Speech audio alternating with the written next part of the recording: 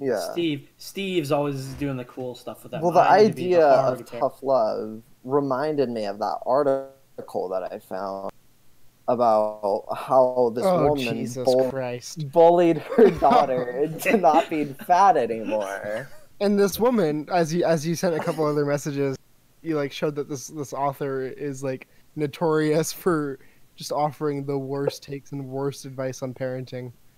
Yeah, What was her other one? What was her other one that you sent? She just had like some crazy ass tweets. Don't skip so quickly over the I bullied my kid into not being fat anymore. No, yeah, let's anchor on that. No, I read this entire article out loud. I read the whole thing out loud to Quinn, so. No, the best line of all was she goes to sit down with her kid to tell her like, hey, you're fat and you shouldn't be. But so she starts the story off with, she was already crying. I was already making progress. Let me find it real quick. Oh. Okay, so I'm just gonna read this whole excerpt, and it's called "The Talk." I noticed my 13-year-old daughter coming home from school in the afternoon with a backpack full of junk food that I don't even keep in my house.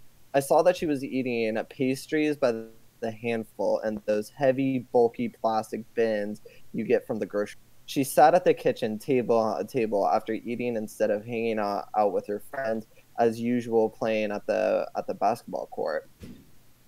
After about a month, she began wearing sweats and looser fitting clothes that she borrowed from friends, in quotations, because the beautiful, petite, fashionable clothes I bought for her no longer fit.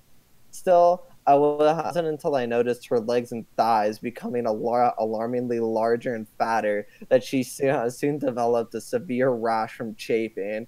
It's called chub rub, and it happens.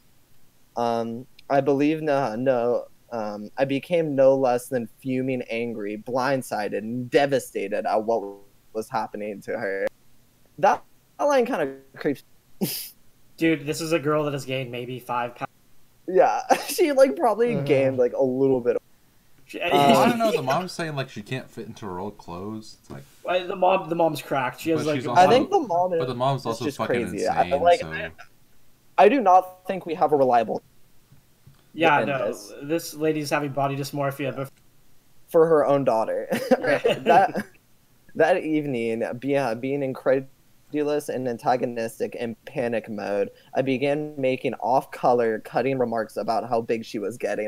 Immediately, my boomer sister-in-law chimed in and mewed, "Don't talk to her like that. You're going to give her a complex to develop an eating disorder. She's going to start starving herself. Blah, blah, blah," is what she says to the boomer sister-in-law.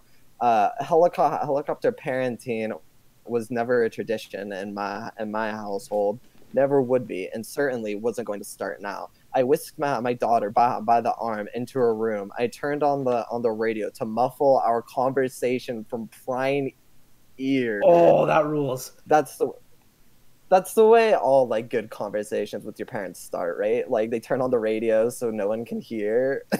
But it's like, so just to summarize, this wife or this mom basically describes. So yeah, my daughter's depressed, pretty much. Like she's not hanging out with her friends. She's gaining weight, eating a bunch of garbage, and so yeah. I'm gonna tell her. I'm gonna abuse her, tell her she's fat, and then now I'm gonna go take her away where people can't hear her scream. Is eventually what she's saying.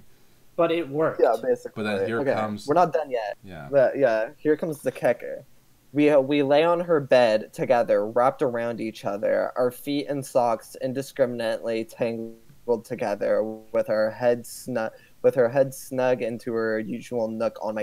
Her hair smelled of lavender and the school playground, the distinct scent of the cafeteria, and a mix of sandy wind and brush that kids smell like when they spend the day getting dirty at school. She was already crying. I was already making progress. I cut to the chase. I asked her, "What's the matter? Why are you eating so much lately?"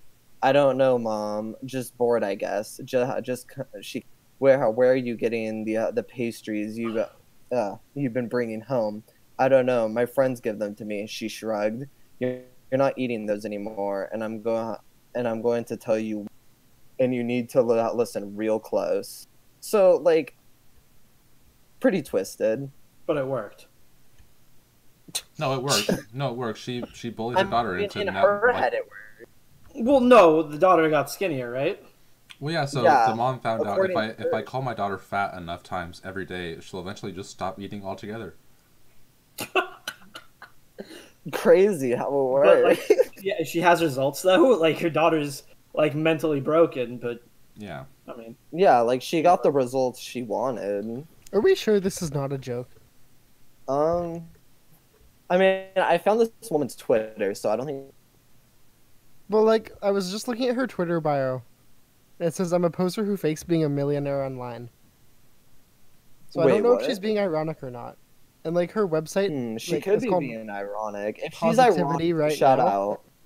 And then, like, the little quote for it is, reforming broke losers everywhere around the world. I don't know. It could go either way. I don't know about that. What if she's a motivational speaker, and this is supposed to be motivating? Well, let's just... I'm not going to give her the benefit of the doubt, so I'm just going to say you can either be like Melissa Janine, or you can be like Joe from LaQuisha. Those are the two kinds of parents that exist. Right. No in between. Nothing else. Exactly. Let's hope that, for the sake of this child, that this is irony, and it's not real. I know, yeah, I'm like worried. Well, no, it was a happy ending because she got. There's no way that. No, you're missing the point. She got skinny. Yeah, she got skinny again, so it's a happy ending. Yeah. This is like like George Bush mission accomplished. This is like the mission accomplished of parenting. And the article does get like, it's not. I would say the talk portion is like the best part because it has that line where she says she was crying. I was already making process, which reads very much like the dentist system. She's a fucking sociopath. She reads like female Dennis Reynolds. System. Yeah. Oh Alec, man, Alec, you're a big fan of the dentist system, aren't you? No, like why are we doing this? Why are we making that joke? That's fucked up. I also think it's funny that she uses the picture of a koala. Yeah, and koalas actually, and koalas are like they're like one of the dumbest animals.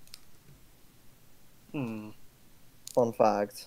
I hear. You know who's the dumbest animal? The president. Motherfucker. You know who the smartest animal? You know who the smartest animal is? Who? Our sponsor, Big Dog.